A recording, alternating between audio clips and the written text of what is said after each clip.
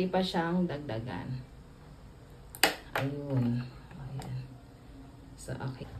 Hi guys! So, ito po yung toothbrush organizer. So, dito guys ha, meron niyang kasamang pinaka-cup. Okay, magnetic cup po siya.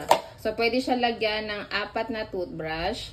Okay, ito po yung toothpaste dispenser. So, pwede rin tayo dito magpatong kung anong gusto nyo alagay. So, pwede rin kayo dito maglagay. Okay, so meron tong pinakabutas din sa...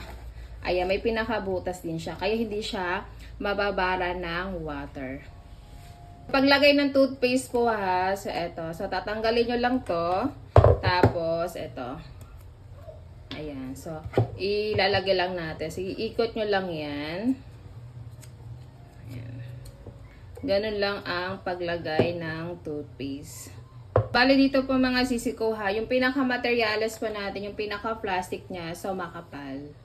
Ayan, makapal siya. So, may kasama na itong pinaka-adhesive.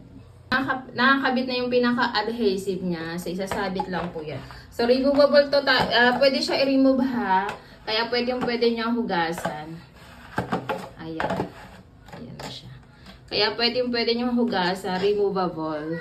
Hindi lagyan na pa-display yan. Ayan. Ayan, susubukan natin.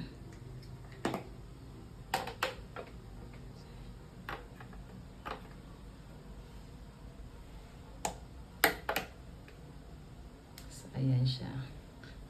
Kung nakulangan kayo, so pwede pa siyang dagdagan. Ayun. Ayan. So, okay. So,